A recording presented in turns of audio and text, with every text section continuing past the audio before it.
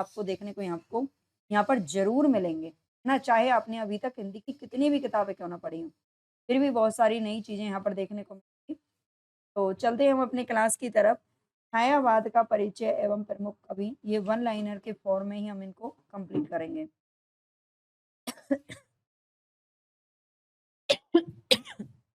Doctor Nagendra के अनुसार समय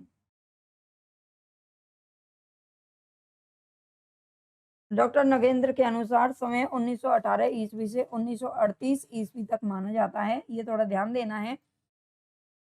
जो छायावाद का समय है, वो 1918 में शुरू हुआ था और 1938 तक किसने माना है? तो डॉक्टर नगेंद्र ने माना है। लेकिन जो सर्वमान्य मत है, वो 1918 से 1936 तक माना जाता है। तो ये दोनों ही यहाँ पर पॉइंट आपको याद रखने हैं। आगे है आधुनिक काल के समग्र साहित्य में, आधुनिक काल के पूरे साहित्य में स्वर्ण युग की उपाधि से भूषित छायावाद का आरंभ प्रसाद की 1918 में प्रकाशित कृति थी, झरना।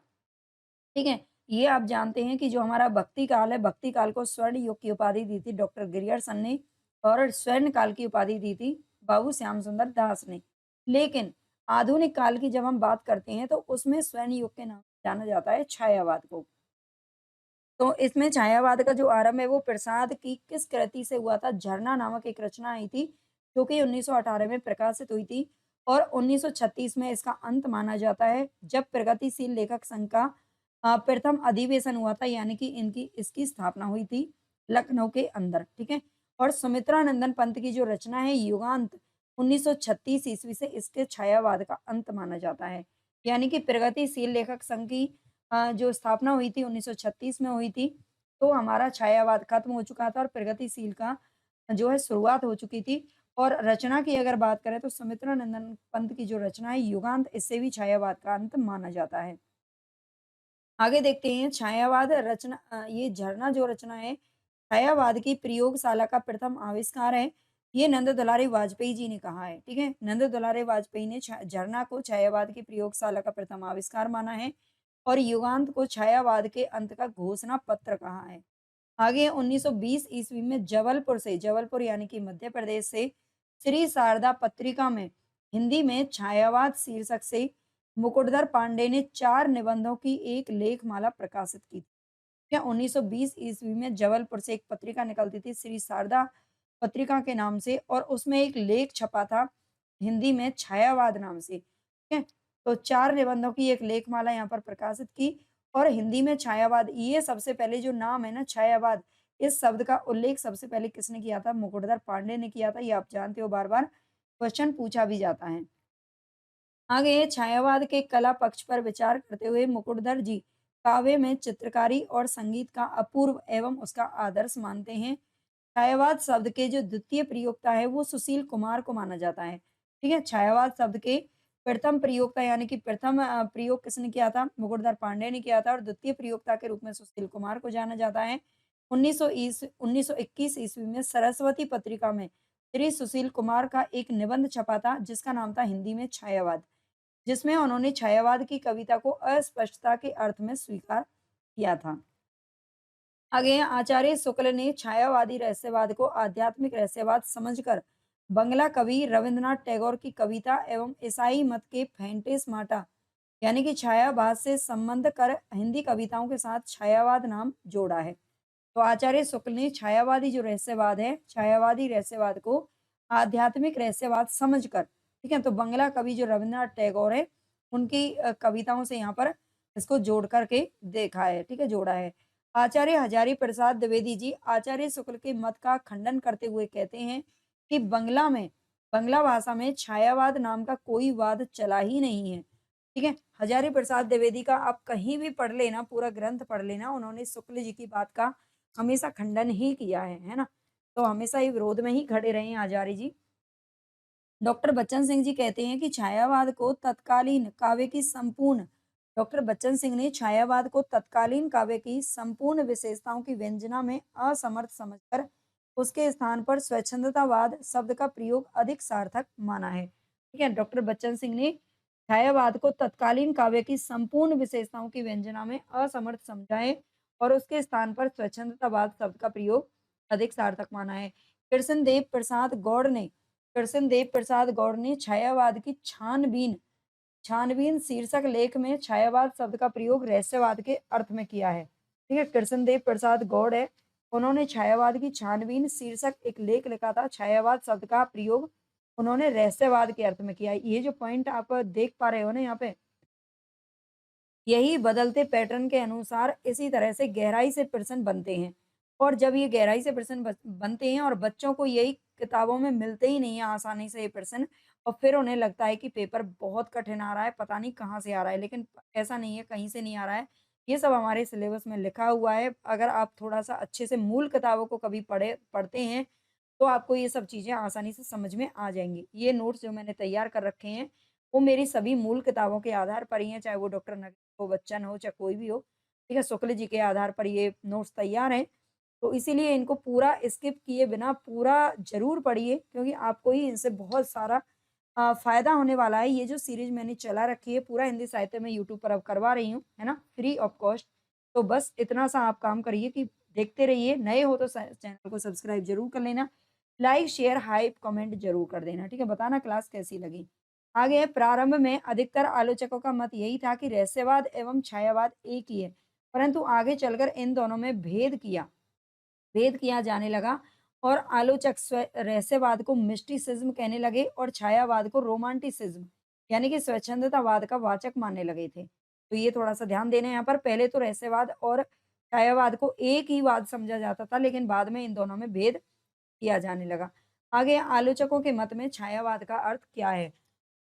तो एक तरफ विद्वान का नाम है और दूसरी तरफ छायावाद का अर्थ है।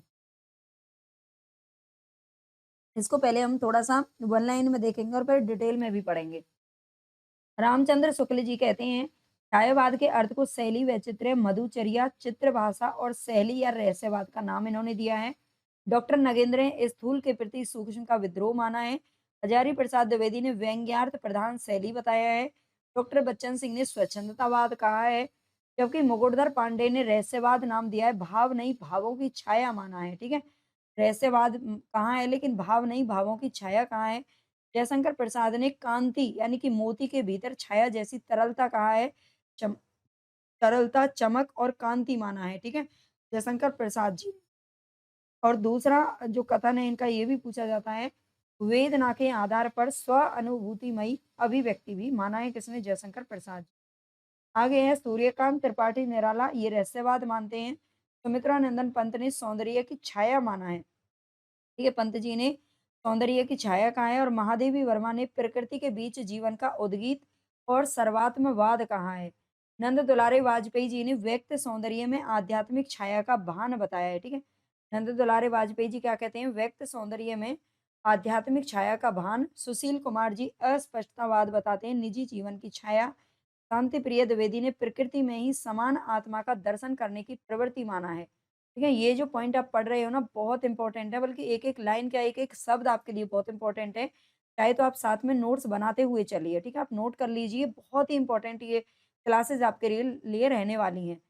प्रकृति में ही समान आत्मा का दर्शन करने की प्रवृत्ति बताया है। गंगा प्रसाद पांडे ने वस्तुवाद एवं रहस्यवाद के बीच कड़ी कहा है।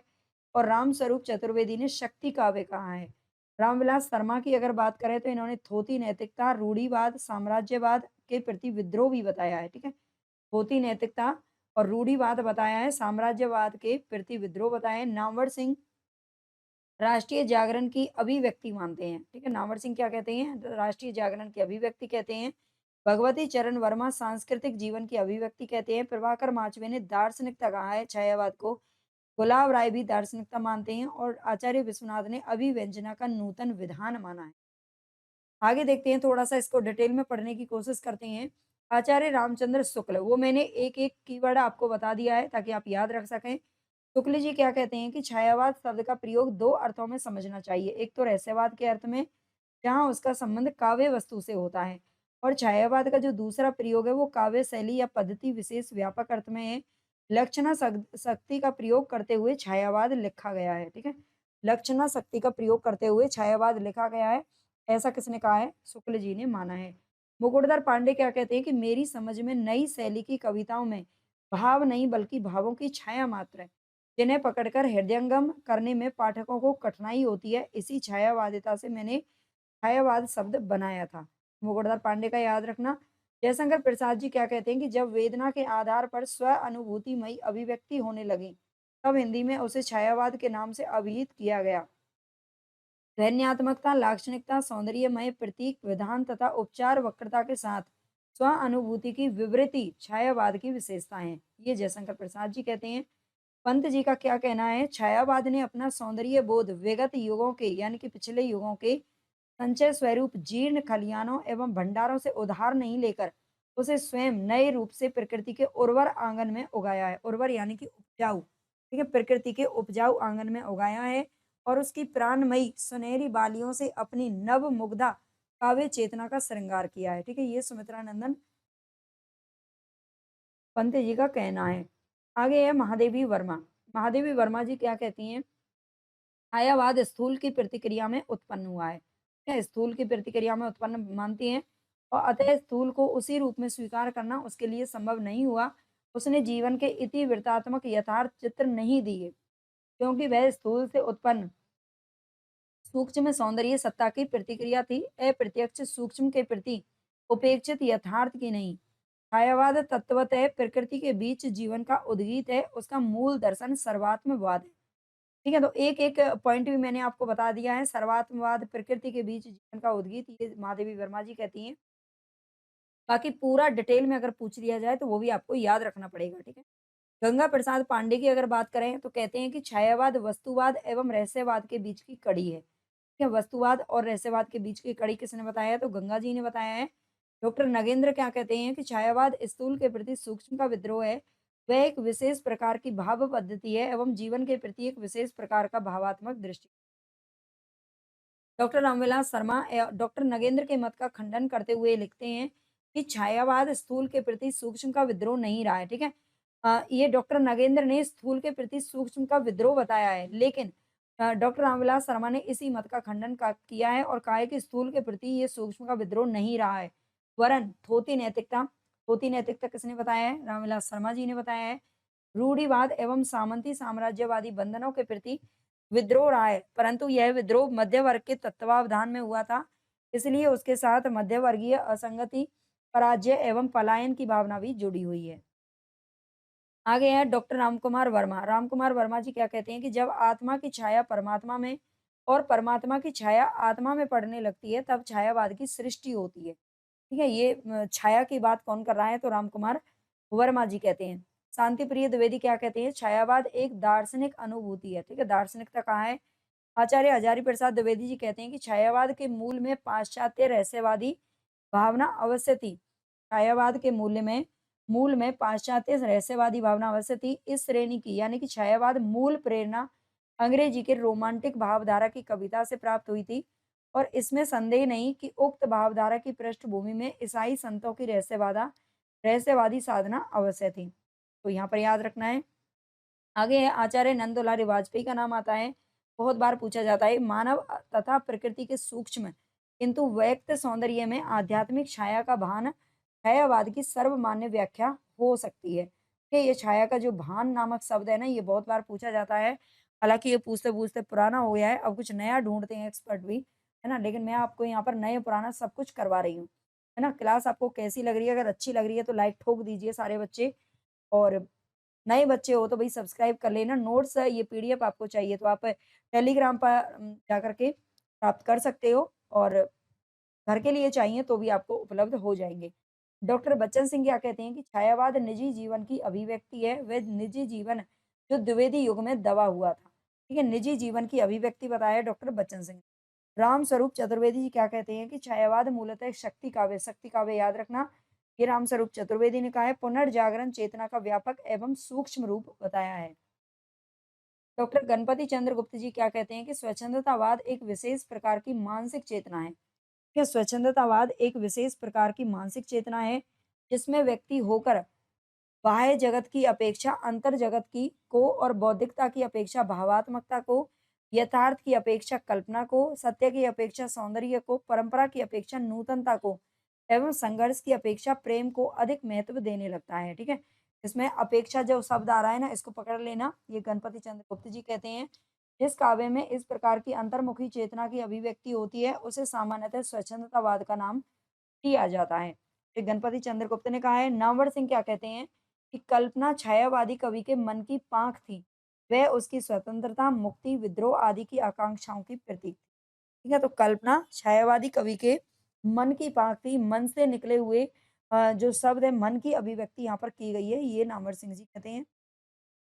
विश्वनाथ प्रसाद मिश्र का कहना है कि अभिव्यंजना का नूतन विधान छायावाद का प्रमुख लक्षण रहा है। ठीक है, अभिव्यंजना का जो नूतन विधान है, वो छायावाद का प्रमुख लक्षण रहा है। विश्वनाथ प्रसाद मिश्र ने सामाजिक रूढ़ियों के विरोध को स्वच्छंदतावाद एवं काव्य शैली के प्रति किए गए विरोध को छायावाद को स्वीकार किया है। इससे स्पष्ट है कि ये भी अभिव्यंजना की पद्धति विशेष को ही छायावाद मानते हैं। आगे डॉक्टर देवराज क्या कहते हैं कि छायावाद आधुनिक धार्मिक पौराणिक चेतना के विरुद्ध आधुनिक लौकिक चेतना का विद्रोह है। लौकिक यानी कि लोक, इसी लोक की चेतना का विद्रोह है। आदमी की मनुष्य की अभिव्यक्ति ही इसका अर्थ माना जाएगा। ठीक है, तो डॉक्टर देवराज ने ये बताया। छायावाद के प्रमुख स्मरणीय कुछ तथ्य देख लेते हैं, जहां से हमेशा ही प्रश्न बनते हैं। पंत की रचना, सुमित्रा नंदन पंत की रचना है पल्लव। ये पल्लव की भूमिका को छायावाद का मैनिफेस्टो कहा जाता है। मैनिफेस्टो घोषणा पत्र कहा जाता है। तो ये बहुत बार क्वेश्चन पूछा जाता है, आपने थोड़ा बहुत कोई एग्जाम दिया होगा तो समझ में आया होगा। छायावाद का मैनिफेस्टो किसे कहते हैं, छायावाद का घोषणा पत्र किसे कहते हैं? तो उसमें केवल यही बच्चे जानते हैं कि पल्लव को कहते हैं, लेकिन पल्लव की केवल भूमिका को कहते हैं, पूरे पल्लव रचना को नहीं कहते हैं। छायावाद की चरम परिणति एवं छायावादी उपनिषद कामायनी को कहा जाता है। ठीक है, छायावाद की जो चरम परिणति है, छायावादी जो उपनिषद है, वो कहते हैं किसको? कामायनी को। ये एकमात्र छायावाद का महाकाव्य है। छायावाद के कवियों पर अंग्रेजी के रोमांटिसिज्म यानी कि स्वच्छंदतावाद का प्रभाव दिखाई देता है, जिसे भारतीय कवियों ने ब्रह्म समाज से ग्रहण किया है। ठीक है, इसमें जो स्वच्छंदतावाद का प्रभाव है, उसे भारतीय कवियों ने इस ब्रह्म समाज से ग्रहण किया है। छायावादी युग को खड़ी बोली हिंदी का स्वर्ण युग भी कहा जाता है। ठीक है, छायावादी युग को खड़ी बोली हिंदी का स्वर्ण युग भी कहते हैं। प्रेमचंद द्वारा संपादित जागरण पत्र को छायावाद का घोर समर्थक पत्र भी माना जाता है। ठीक है, प्रेमचंद के द्वारा संपादित पत्र था कौन सा? जागरण पत्र। इसको छायावाद का घोर समर्थक पत्र भी कहते हैं। छायावाद एक पद्धति अथवा शैली विशेष है। छायावाद एक पद्धति अथवा शैली विशेष है, जिसे शुक्ल जी अभिव्यंजनावाद का विलायती संस्करण कहते हैं। ये ध्यान देना है, छायावाद एक पद्धति अथवा शैली विशेष है। शुक्ल जी ने इसे क्या कहा है? अभिव्यंजनावाद का विलायती संस्करण। मानवता छायावाद का सर्वाधिक उज्जवल पक्ष है। छायावाद में महामानव की प्रतिष्ठा की गई है। आगे मुक्तिबोध ने छायावाद को पलायनवाद कहा है। ठीक है, छायावाद को पलायनवाद किसने कहा है? तो मुक्तिबोध ने कहा है। इसी पलायनवाद को छायावाद का सबसे बड़ा दोष भी माना जाता है।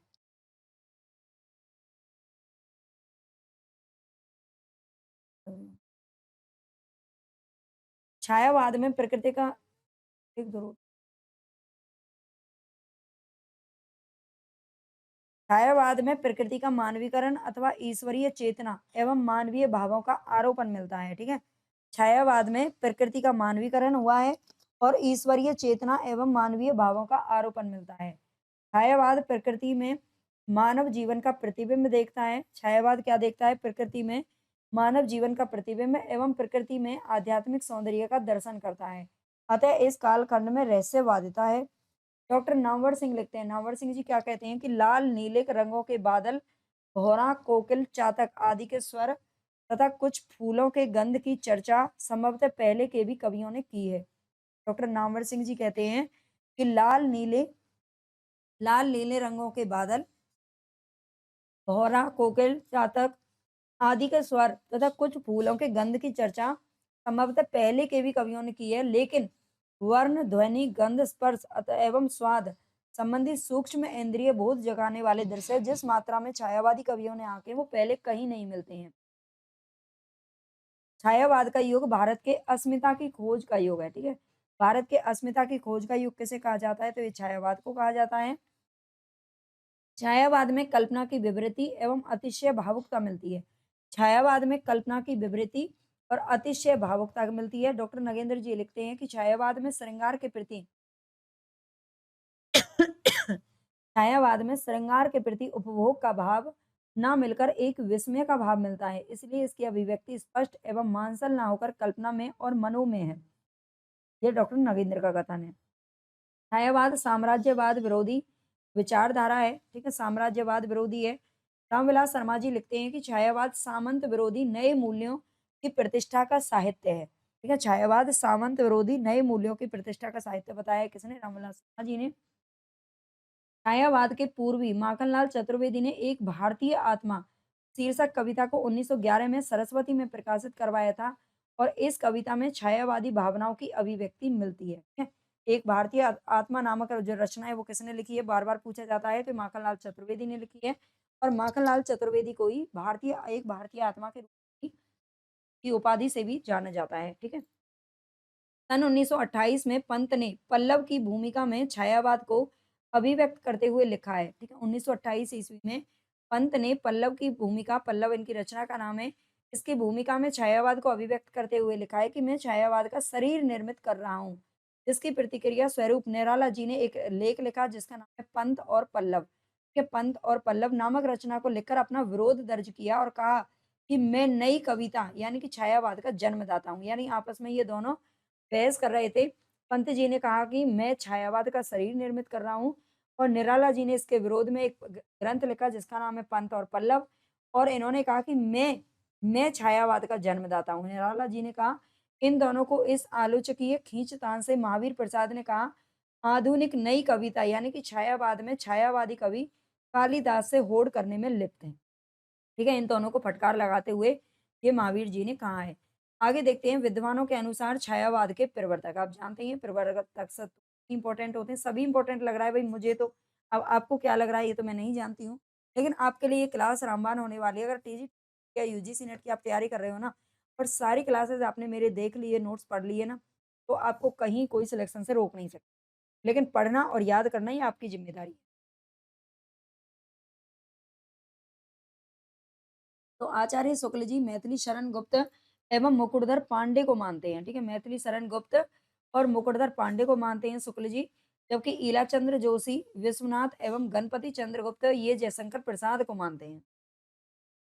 ठीक है, ये ध्यान रखना है, ईलाचंद्र जोशी, विश्वनाथ प्रसाद मिश्र और गणपति चंद्रगुप्त ये जयशंकर प्रसाद को मानते हैं। प्रभाकर माचवे एवं विनय मोहन शर्मा ये माखनलाल चतुर्वेदी को मानते हैं, जबकि नंद दुलारी वाजपेयी सुमित्रा नंदन पंत को मानते हैं। तो ये आप प्रवर्तक के रूप में याद रखेंगे। छायावाद के लेकिन सर्वमान्य और वास्तविक जो प्रवर्तक है वो जयशंकर प्रसाद को माना जाता है। छायावाद के आधार स्तंभ की अगर बात करें तो डॉक्टर कृष्णदेव झारी, ये नाम याद रखना, डॉक्टर कृष्णदेव झारी के अनुसार छायावाद के 4 आधार स्तंभ हैं। ये 4 आधार स्तंभ कौन से हैं? तो जयशंकर प्रसाद को ब्रह्मा कहा जाता है। ये 4 आधार स्तंभ हैं, जयशंकर प्रसाद, पंत जी, निराला जी और महादेवी वर्मा। तो जयशंकर प्रसाद को ब्रह्मा के रूप में माना जाता है, सुमित्रा नंदन पंत को विष्णु कहा जाता है, निराला जी को महेश या रुद्र के नाम से जाना जाता है और महादेवी वर्मा को शक्ति और दुर्गा के नाम से जाना जाता है। तो परियुक्त चारों कवियों के जो दार्शनिक मत हैं वो आपको याद रखने हैं। जयशंकर प्रसाद प्रत्यभिज्ञा दर्शन यानी कि आनंदवाद या समरसतावाद के मत से संबंधित हैं, जबकि सुमित्रा नंदन पंत अरविंद दर्शन से प्रभावित हैं। सूर्यकांत त्रिपाठी निराला अद्वैत यानी कि वेदांत दर्शन से प्रभावित हैं। महादेवी वर्मा बौद्ध दर्शन से प्रभावित है। छायावाद की वृहत्त्रयी के बारे में अगर बात करें तो सुमित्रा नंदन पंत, निराला जी और जयशंकर प्रसाद को मानते हैं। छायावाद की वृहत्त्रयी किसको कहते हैं? तो पंत, निराला और जयशंकर प्रसाद का नाम आता है। यहाँ से महादेवी वर्मा का नाम कट गया है ना, महिला है ना, इसलिए वृहत्त्रयी में नहीं रखा है। छायावाद की लघुत्रयी में महादेवी वर्मा को रखा है और डॉक्टर रामकुमार वर्मा और भगवती चरण वर्मा को, इनको वर्मा त्रयी भी कहा जाता है। ठीक है, क्योंकि ये सारे के सारे वर्मा हैं तो वर्मा त्रयी भी इसको बोला जाता है और लघुत्रयी भी। छायावाद की लघुत्रयी में कुछ आलोचक भगवती चरण वर्मा के स्थान पर माखनलाल चतुर्वेदी को भी स्थान देते हैं। ये ध्यान देना है थोड़ा सा। जयशंकर प्रसाद ने छायावाद को मोती के भीतर छाया जैसी तरलता कहा है। नंद दुलारे वाजपेयी ने रहस्यवाद की तुलना कन कौए से की है। ठीक है, इंपॉर्टेंट है और ये पूछा भी जा चुका है क्वेश्चन, बहुत सारे क्वेश्चन इसमें से बन चुके हैं आज तक, बहुत सारे। छायावाद के प्रमुख कवियों को अब हम यहाँ पर देखेंगे, थोड़ा सा डिटेल में गहराई से पढ़ेंगे जयशंकर प्रसाद को। ठीक है, जो भी प्रश्न यहाँ से कभी भी किसी भी एग्जाम में पूछा गया हो या पूछा जा सकता है, सब यहाँ पर आपको देखने को मिलेंगे। जब आप यूथ पब्लिकेशन या फिर आप इधर-उधर यूट्यूब पर भटकते रहते हो, सबकी क्लासेस पीवाईक्यू करते रहते हो, उनसे सिलेक्शन आजकल आपका नहीं होने वाला है ना? पीवाईक्यू अब इतने नहीं आते, उतना रोल अब नहीं रहा है। हाँ, हालाँकि समझ में आ जाता है इस तरह के, लेकिन अब पैटर्न पूरी तरह से चेंज हो रहा है, तो इस तरह से ही पढ़ना आपके लिए ज़्यादा फ़ायदेमंद है। भई मैं तो वही आपको पढ़ा रही हूँ जो आपके लिए फ़ायदेमंद है। अब आप देख लीजिए, पूरी सीरीज़ ज़रूर पढ़िए, है ना? जयशंकर प्रसाद की अगर हम बात करें तो इन्हें आधुनिक कविता का सुमेरु, प्राचीन विचारों एवं संस्कृति के रक्षक कवि, छायावाद के प्रवर्तक और छायावाद के रूप में प्रतिष्ठित जयशंकर प्रसाद का जो जन्म है, ये 30 जनवरी 1889 ईस्वी को, जबकि डॉक्टर नगेंद्र के अनुसार 1890 आता है, वो सुंगनी साहू परिवार में हुआ था। ठीक है, 1889 ये सर्वमान्य है। 30 जनवरी 1889 ईस्वी में जन्म हुआ था, ये ध्यान रखना। और इनकी जो उपाधियाँ इतनी सारी हैं ना, इनको आप याद रखना। इसके अलावा 15 नवंबर 1937 ईस्वी में 48 वर्ष की आयु में इनका देहावसान हो गया था, केवल 48 वर्ष की आयु में। ये ध्यान दे लीजिए, ठीक है? आगे देखते हैं, इनके पिता का नाम था देवी प्रसाद साहू और माता का नाम था मुन्नी देवी। इनका कुटुंब शिव का उपासक था, इनका जो परिवार था वो सब शिव का उपासक था, शिव की पूजा करते थे। चंचल स्वभाव के कारण जयशंकर प्रसाद जी को झारखंडी कह करके पुकारा जाता था। ठीक है? चंचल स्वभाव के कारण प्रसाद जी को झारखंडी कहते थे। प्राचीन संस्कृत ग्रंथों के लिए दीनबंधु ब्रह्मचारी प्रसाद जी के शिक्षक थे। ये भी ध्यान रखना है, प्राचीन संस्कृत ग्रंथों के लिए, संस्कृत ग्रंथों को इन्हें कौन पढ़ाते थे? तो ये दीनबंधु ब्रह्मचारी से पढ़ते थे। 9 वर्ष की अवस्था में ही प्रसाद जी ने कलाधर उपनाम से ब्रजभाषा में एक सवैया लिखकर अपने आध्यात्मिक गुरु रश्मि सिद्ध को दिखाया था। तो यहाँ पर 2 गुरु आपको देखने को मिल रहे हैं। जो संस्कृत ग्रंथ पढ़ाते थे वो थे दीनबंधु ब्रह्मचारी, और जो उनके आध्यात्मिक गुरु थे वो थे रश्मि सिद्ध। ठीक है, दोनों को याद रखना। कलाधर उपनाम से इन्होंने ब्रजभाषा में एक सवैया लिखा था और अपने गुरु को दिखाया था। इनकी आरंभिक रचनाएं ब्रजभाषा में लिखे थे, परंतु बाद में इन्होंने खड़ी बोली में रचनाएं लिखी। 1906 में 1906 में इनकी जो प्रथम कविता है वो ब्रजभाषा में सावन पंचक वृंदावन से भारतेंदु पत्रिका में प्रकाशित हुई। ठीक है, 1906 ईस्वी में इनकी प्रथम कविता ब्रजभाषा में आई, जिसका नाम है सावन पंचक, और ये वृंदावन से भारतेंदु नामक पत्रिका में प्रकाशित हुई थी। भारतेंदु पत्रिका याद रखना, जो किशोरीलाल गोस्वामी जी के द्वारा निकाली जाती थी। प्रसाद जी की प्रेरणा से ही, है ना? प्रसाद जी की प्रेरणा से ही 1909 ईस्वी में इनके भांजे, भांजे कौन थे? अंबिका प्रसाद गुप्त के संपादन में इंदु नामक मासिक पत्रिका का प्रकाशन शुरू हुआ था। और प्रसाद जी की आरंभिक रचनाएं और इनकी ग्राम जो कहानी है वो 1911 ईस्वी में इसी मासिक पत्रिका में प्रकाशित हुई थी। तो इसमें भी बड़ा कंफ्यूज रहता है। इंदु नामक जो पत्रिका, पत्र पत्रिका जब पूछा जाता है, तो बच्चे बड़े कंफ्यूज रहते हैं कि इंदु नामक पत्रिका अंबिका प्रसाद ने निकाली थी या जयशंकर प्रसाद ने। इसका जो संपादन किया था वो अंबिका प्रसाद ने किया था, लेकिन प्रसाद जी की प्रेरणा से किया था, उनके अपने मामा के प्रेरणा से। ठीक है, ये ध्यान रखें। विभिन्न विधाओं में प्रसाद जी की प्रथम रचनाओं की अगर बात करें, तो प्रथम कविता थी इनकी 19 सावन पंचक, जो कि 1906 ईस्वी में ब्रज भाषा में लिखी गई थी। प्रथम कहानी थी ग्राम, जो कि 1911 में इंदु पत्रिका में छपी। छायावादी शैली की प्रथम कविता का नाम है प्रथम प्रभात, जो 1913 ईस्वी में ब्रजभाषा में छपी। प्रथम कहानी संग्रह का नाम है छाया, जो कि 1912 में प्रकाशित हुआ। और प्रथम उपन्यास है इनका कंकाल, जो कि 1929 में प्रकाशित हुआ। और खड़ी बोली में रचित प्रथम काव्य संकलन है इनका कानन कुसुम, जो कि 1913 में प्रकाशित हुआ, खड़ी बोली में। ठीक है, तो ये पॉइंट आप सारे याद रखिए। एकमात्र रचना इनकी है प्रेम पथिक। प्रेम पथिक को पहले 1909 ईस्वी में लिखा था ब्रजभाषा में, और फिर बाद में इसे 1914 में खड़ी बोली में अनुदित कर दिया। इसका अनुवाद कर दिया किसमें? खड़ी बोली में। खुद ने ही किया था, लेखक ने ही, जयशंकर प्रसाद जी ने ही किया था। पहले ब्रजभाषा में लिखा 1909 में, और बाद में इसे 1914 में खड़ी बोली में लिख दिया। कहीं-कहीं आपको 1913 भी देखने को मिल सकता है। ये अलग-अलग ग्रंथों के अनुसार कभी-कभी आ जाता है। आगे इनकी प्रमुख कविताओं की अगर बात करें, तो पेशोला की प्रतिध्वनि, शेर सिंह का शस्त्र समर्पण, अंतरिक्ष में अभी सो रही है, ओरी मानस की गहराई, मधुर माधवी संध्या में, नीधड़क तूने ठुकराया तब, अरे आ गई भूली सी, अरे कहीं देखा है तूने, काली आंखों का अंधकार, अब जागो जीवन के प्रभात, तुम्हारी आंखों का बचपन, अपलक जागती हो एक रात, वसुधा के आंचल पर।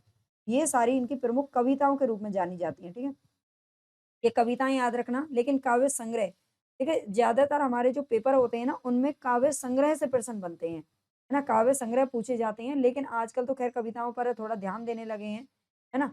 लेकिन ज़्यादातर काव्य संग्रह आपको देखने को मिलेंगे, आप कोई भी पेपर उठा के देखेंगे, है ना? तो उर्वशी, प्रेम पथिक, करुणालय यही सब पूछे जाते हैं। तो कविता लेकिन आप याद रखना, काव्य संग्रह की बात करें तो उर्वशी 1909 ईस्वी में प्रकाशित हुआ था, इनका उर्वशी, ठीक है?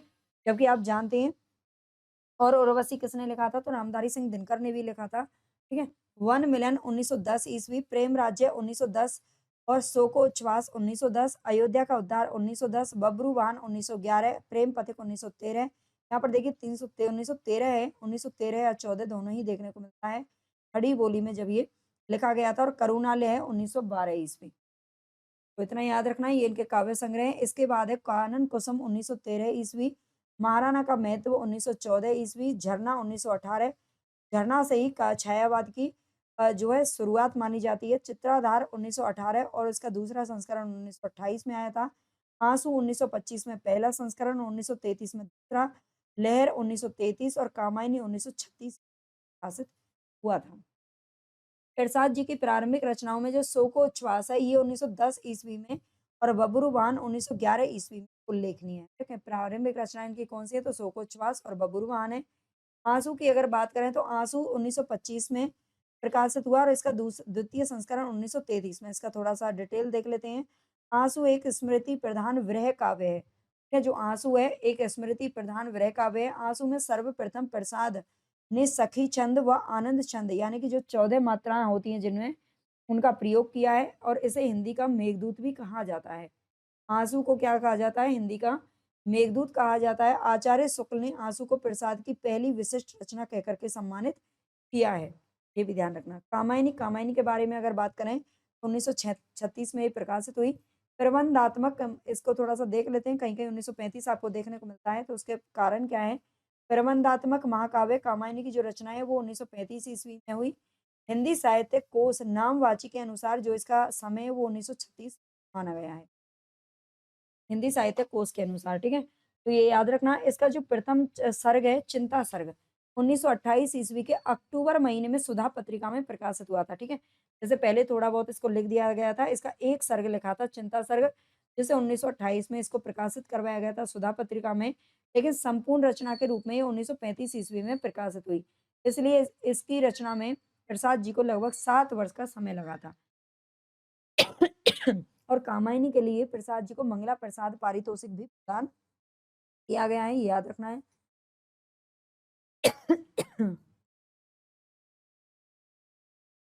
आगे बात करें, कामायनी छायावाद की अकेली महाकाव्यात्मक सृष्टि है। केवल एक ही ऐसा महाकाव्य है जो छायावाद में लिखा गया है।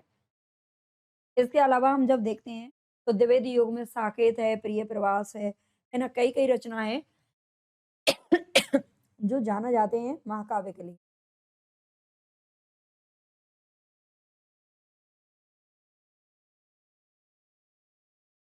लेकिन कामायनी छायावाद की अकेली महाकाव्यात्मक सृष्टि है। यह प्रसाद की अंतिम एवं सर्वश्रेष्ठ रचना है जिसकी प्रेरणा प्रसाद जी को सतपथ ब्राह्मण से मिली। ठीक है, ये प्रेरणा कहाँ से मिली है इसको लिखने के लिए? तो सतपथ ब्राह्मण से मिली। और यह कृति प्रत्यय विज्ञा दर्शन यानी कि समरसतावाद एवं आनंदवाद पर आधारित है। इसलिए इसे हिंदी का क्या कहा जाता है? अन्यतम दार्शनिक महाकाव्य भी माना जाता है। मुक्ति बोध ने कामायनी को फैंटेसी कहा है, सुमित्रा नंदन पंत ने ताजमहल बताया है, श्याम नारायण ने विश्व का 8वां श्रेष्ठ महाकाव्य कहा है, प्रभाकर माचवे ने मानवता का उद्घोष कहा है, जबकि दिनकर ने दोष रहित दोष दिनकर जी ने दोष रहित और दोष सहित रचना कहा है। हरदेव बारी ने हिंदी का सर्वोत्तम महाकाव्य कहा है। तो ये जो पॉइंट है ना, देखो स्टार लगा लेना, यहाँ से भी क्वेश्चन बनते हैं। कामायनी खड़ी बोली हिंदी की महत्वपूर्ण रचना है। जो कामायनी है ये खड़ी बोली हिंदी की महत्वपूर्ण रचना मानी जाती है। 15 सर्गों में विभाजित है, जो आपको क्रम से याद रखनी है। क्रम इनका बहुत बार पूछा गया है, पूछा जाता रहेगा। इसके सर्गों का नाम उल्लेख यानी कि क्रमानुसार यहाँ पर दिया गया है। सबसे पहले चिंता, फिर आशा जगती है, फिर श्रद्धा और फिर काम, फिर वासना, फिर लज्जा आती है, फिर कर्म में लग जाते हैं, फिर ईर्ष्या होती है, फिर इड़ा यानी कि बुद्धि आ जाती है, फिर स्वप्न देखते हैं, फिर स्वप्न में संघर्ष करते हैं, फिर निर्वेद यानी कि शांति प्राप्त होती है, फिर दर्शन करते हैं, फिर रहस्य का पता चलता है और फिर आनंद आ जाता है। ठीक है, ये 15 सर्गों में इस तरह से आप कोई भी ट्रिक लगा करके याद कर लेना। आगे कामायनी रचना प्रतीकात्मक महाकाव्य है, ये और ध्यान रखना है, ये प्रतीकात्मक महाकाव्य है। इसके प्रतीक एवं पात्र निम्नलिखित है। पात्र और प्रतीक की अगर बात करें तो इसमें जो मनु है ये मन का प्रतीक है, श्रद्धा हृदय का है, एड़ा बुद्धि बुद्धि का प्रतीक है, आकुलिक रात ये आसुरी शक्तियों का प्रतीक है, वृषभ धर्म मानवता मनुष्य का प्रतीक है, सारस्वत प्रदेश संस्कार का प्रतीक है, कैलाश मानसरोवर समरसता या आनंद मुक्ति स्थल का प्रतीक है। आगे श्रद्धा ये काम गोत्र की बालिका है, जो श्रद्धा है इसके अंदर वो काम गोत्र की बालिका है, इसलिए श्रद्धा के नाम के साथ ही इसे कामायनी कहा जाता है। ठीक है, काम गोत्र के कारण ही इसे कामायनी शीर्षक दिया गया है। कामायनी का जो आनंद सर्ग है ये महत्तम सर्ग है, यानी कि सबसे महत्वपूर्ण सर्ग है आनंद सर्ग। यह सर्ग ही प्रसाद के दर्शन एवं दृष्टिकोण का द्योतक माना जाता है। त्रांटक छंद कामायनी का प्रमुख छंद है, ये भी ध्यान रखना है। त्रांटक छंद क्या है? कामायनी का प्रमुख छंद है। इसके चिंता आशा और स्वप्न, चिंता आशा स्वप्न एवं निर्वेद सर्ग आला छंद में लिखे गए हैं, जिसमें 30 और 31 मात्राएं होती हैं। रहस्य एड़ा श्रद्धा काम एवं लज्जा सर्ग लावनी छंद में लिखे गए हैं, जिसमें 32 मात्राएं होती हैं। संघर्ष सर्ग रोला छंद में लिखा गया है, जिसमें 24 मात्राएं होती हैं। ठीक है, रोला छंद में लिखा गया है। और इसके बाद है मात्रा आनंद सर्ग, किसमें लिखा गया है? सखी छंद में, जिसमें 24 मात्राएं 14 मात्राएं होती हैं। ठीक है, सखी छंद 14 मात्राएं। वासना सर्ग इसका रूपमाला छंद में लिखा गया है, जिसमें 24 मात्राएं होती है। इतना डीप मैंने यहाँ पर रख दिया है ना। त्रांटक छंद तो आप सभी जानते होंगे, लेकिन यहाँ पर अलग अलग सर्गों को हो सकता है, अगर एक्सपर्ट को और थोड़ा डिटेल में प्रश्न बनाने होंगे ना तो वो यहाँ से बना लेता है। ठीक है, वासना सर्ग किसमें लिखा गया है, तो ये आपको छंद याद रखने हैं। कामायनी पर लिखित आलोचनात्मक कृतियां, अगर आपको क्लास अच्छी लग रही है ना तो सारे बच्चे कमेंट करना, बताना क्लास कैसी लगी आपको, है ना? ताकि थोड़ा-सा देखो खुशी मिलती है और कुछ नहीं है, अगर आप ज़्यादा से ज़्यादा बच्चे कमेंट करते हो, हाइप कर दिया करो, है ना? तो बहुत खुशी मिलती है कि हाँ, बच्चों को हमारा जो मेहनत है वो पसंद आ रही है। आज मेरा गला वगैरह बहुत खराब था, लेकिन फिर भी सोचा कि क्लास की छुट्टी ना हो, इसलिए मैंने कर लिया, है ना? कामायनी पर लिखित आलोचनात्मक कृतियाँ क्या हैं? कामायनी एक पुनर्विचार, ये मुक्तिबोध ने लिखा है। कामायनी एक पुनर्मूल्यांकन, ये रामस्वरूप चतुर्वेदी ने लिखा है। कामायनी मूल्यांकन और मूल्यांकन, ये इंद्रनाथ मदान ने लिखा है। इसके बाद बात करें आलोचकों की दृष्टि में कामायनी। ठीक है, आलोचकों की दृष्टि में हमने छायावाद को पढ़ा, अब हमें कामायनी को पढ़ना पड़ेगा। जयशंकर प्रसाद कहते हैं मनु भारतीय इतिहास के आदि पुरुष हैं। ठीक है, मनु को भारतीय इतिहास का आदि पुरुष किसने कहा है? तो जयशंकर प्रसाद ने कहा है। रामकृष्ण और बुद्ध इन्हीं के वंशज हैं, ये कहते हैं कौन? जयशंकर प्रसाद जी। हाँ, कामायनी की कथा श्रृंखला मिलने के लिए थोड़ा बहुत कल्पना को भी अनेकाधार छोड़ा नहीं है। ये मतलब जयशंकर प्रसाद लेखक ने खुद कहा है कि मनु भारतीय इतिहास के आदि पुरुष हैं, रामकृष्ण और बुद्ध भी इन्हीं के वंशज हैं। लेकिन कामायनी की कथा श्रृंखला मिलने के लिए, है ना, मतलब उनकी कड़ियों को जोड़ने के लिए थोड़ा बहुत कल्पना को भी आधार बनाया है, ये प्रसाद जी ने कहा है। रामस्वरूप चतुर्वेदी जी क्या कहते हैं कि कामायनी आधुनिक समीक्षक और रचनाकार दोनों के लिए परीक्षा स्थल है। ठीक है, कामायनी को परीक्षा स्थल कौन बताते हैं? तो रामस्वरूप चतुर्वेदी बताते हैं। कामायनी महाकाव्य एक कंपोजियन है, ये दूसरा कथन कहा है किसने? रामस्वरूप चतुर्वेदी जी। डॉक्टर नगेंद्र क्या कहते हैं कि कामायनी मानव चेतना के विकास का महाकाव्य है। कामायनी मनोविज्ञान की ट्रीटाइज है। ये कामायनी को मनोविज्ञान की ट्रीटाइज किसने कहा है? तो डॉक्टर नगेंद्र ने कहा है। आगे है बच्चन सिंह। बच्चन सिंह क्या कहते हैं कि मुक्तिबोध की कामायनी संबंधी अध्ययन फुअड मार्क्सवाद का नमूना है। ठीक है, मुक्तिबोध की जो कामायनी संबंधी अध्ययन फुअड है, ये फुअड मार्क्सवाद का नमूना बताया है। कामायनी संबंध जो अध्ययन है उसको फुअड मार्क्सवाद का नमूना कहा है बच्चन सिंह ने। शांति प्रिय द्विवेदी जी क्या कहते हैं? इसे छायावाद का उपनिषद मानते हैं। आगे है विशंबरनाथ मानव, ये कामायनी विराट सामंजस्यवाद की सनातन गाथा है। ठीक है, विशंबरनाथ मानव क्या कहते हैं कि कामायनी विराट सामंजस्यवाद की सनातन गाथा बताया है। हरदेव बारी कहते हैं कि कामायनी आधुनिक हिंदी साहित्य का सर्वोत्तम महाकाव्य है। डॉक्टर नामवर सिंह कहते हैं कि कामायनी आधुनिक सभ्यता का प्रतिनिधि काव्य है, प्रतिनिधि महाकाव्य माना है। चंद दुलारे वाजपेयी जी कहते हैं कि कामायनी नए युग का प्रतिनिधि काव्य है। ये कामायनी नए युग का प्रतिनिधि काव्य माना है। श्याम नारायण पांडे क्या कहते हैं? कामायनी विश्व साहित्य का 8वां महाकाव्य है। डॉक्टर नगेंद्र ने कामायनी को एक रूपक माना है। मुक्तिबोध ने कामायनी को एक फैंटेसी काव्य माना है। इंद्रनाथ मदान ने इसे असफल कृति माना है।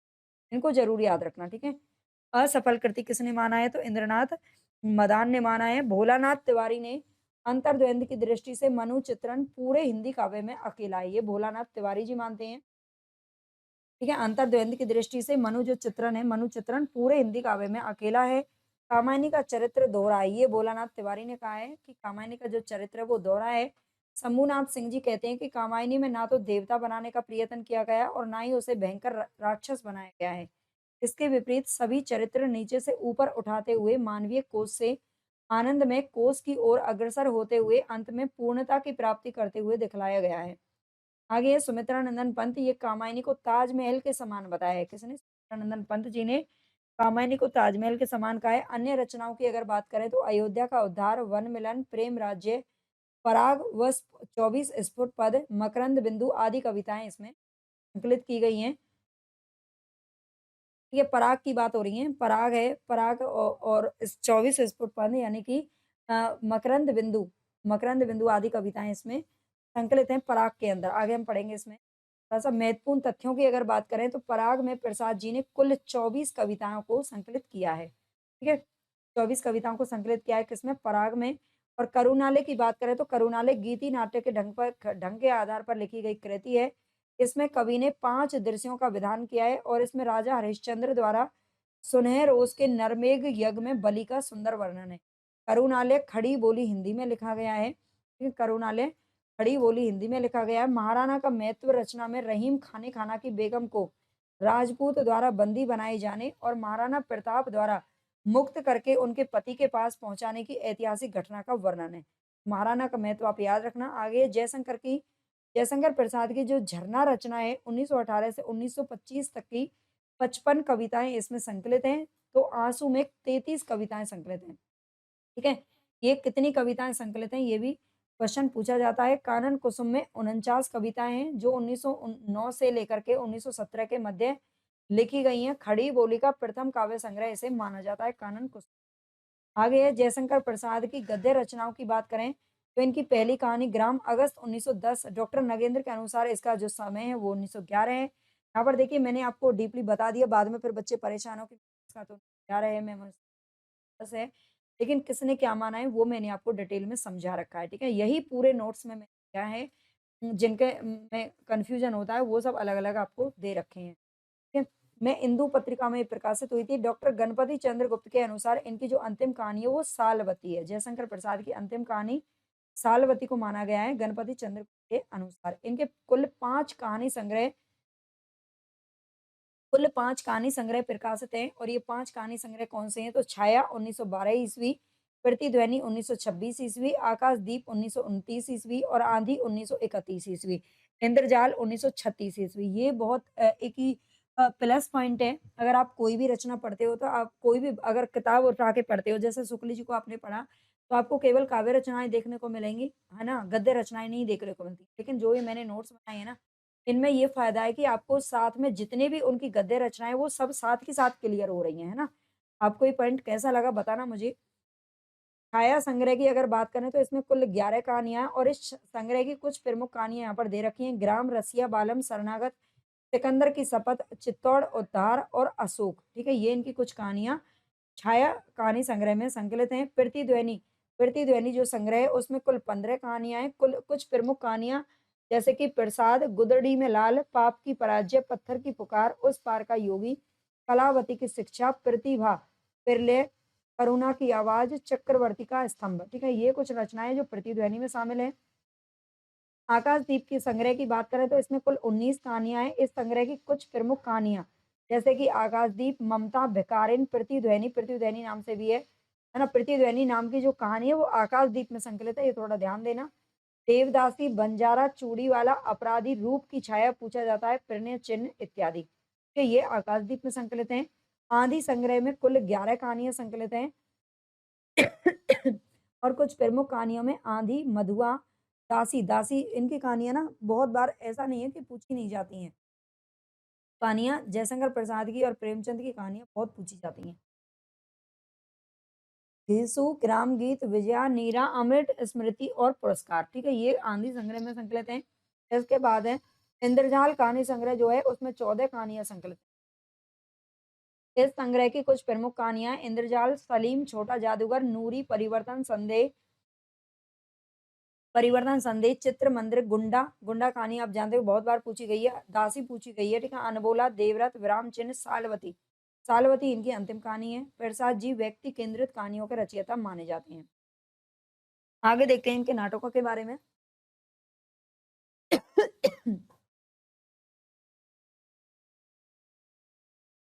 करके लेके आइए। नाटकों की बात करें तो सबसे पहले नाम आता है सज्जन नाटक का, जो कि 1910 में इंदु पत्रिका में प्रकाशित हुआ था और इस नाटक का कथानक महाभारत से लिया गया है। इस नाटक का जो कथानक है वो कहाँ से लिया गया है? महाभारत से। इसमें युधिष्ठिर की सज्जनता दिखाई पड़ती है। प्रायश्चित की बात करें तो प्रायश्चित 1913 ईस्वी में प्रकाशित हुआ था। कल्याणी परिणय 1912 ईस्वी में नागरी प्रचारणी पत्रिका में प्रकाशित हुआ। इसमें इतिहास प्रसिद्ध चंद्रगुप्त मौर्य सेल्यूकस की कहानी है।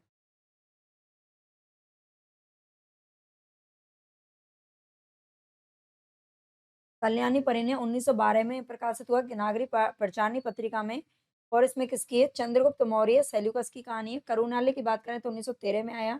इसमें हरिश्चंद्र और विश्वामित्र के प्रसिद्ध पौराणिक आख्यान का आधार लिया गया है। वस्तुतः यह गीति नाट्य है।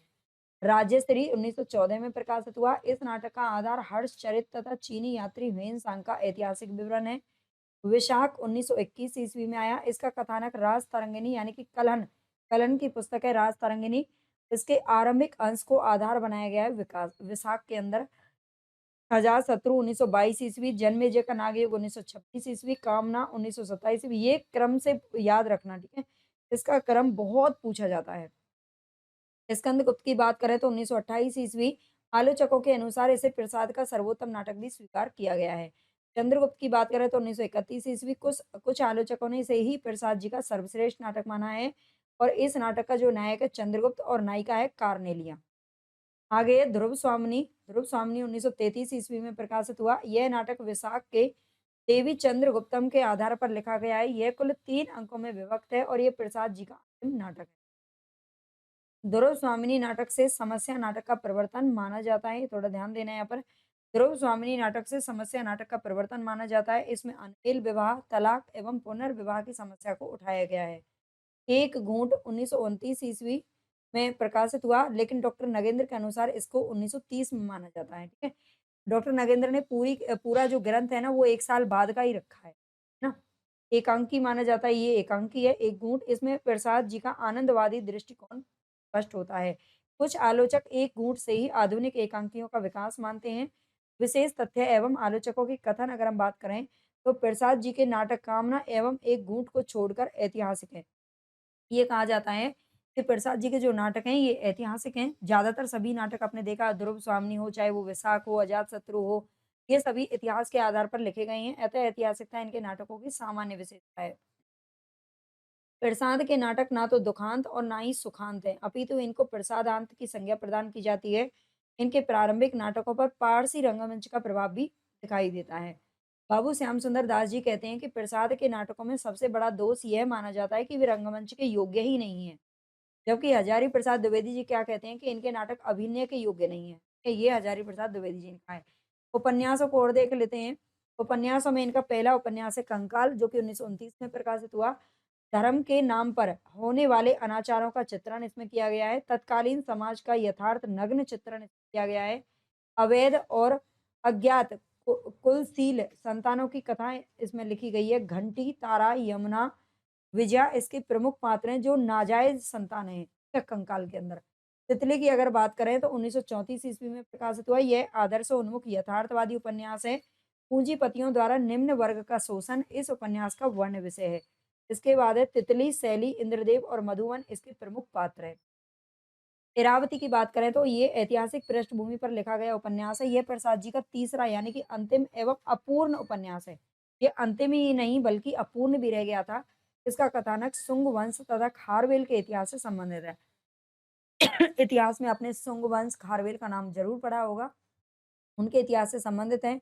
इरावती में बृहस्पति मित्र, पुष्यमित्र, पुष्पमित्र, अग्निमित्र, खारवेल उक्त सभी ऐतिहासिक पात्र हैं। कालिंदी, इरावती, साधन दत्त, मणिमाला, आनंद उक्त कल्पित पात्र है। ये सभी कल्पित पात्र हैं। ठीक है, पात्रों को भी यहाँ पर दे दिया है। अब हमारा जो नेक्स्ट टॉपिक होगा ना वो निराले जी का होगा, लेकिन इसमें इतना ही काफी है ना। इतना भी अगर आपने एक दिन में पढ़ लिया और इसको बार बार रिवीजन करिए, याद करिए, है ना। जितना ज्यादा आप रिवीजन करेंगे नोट का आपके लिए बहुत फ़ायदा होगा। अगर आप नोट्स अपने घर पर मँगवाना चाहते हैं, तो आप मुझे कमेंट में लिख सकते हैं, टेलीग्राम पर जॉइन कर लीजिए, वहाँ पर आपको इसकी पीडीएफ तो मिल ही जाएगी, लेकिन पूरा हिंदी साहित्य पढ़ना है तो आप वहाँ से ले सकते हैं। ई-बुक के रूप में भी उपलब्ध है, इसकी पूरी पीडीएफ आपको ऐप में भी मिल जाएगी।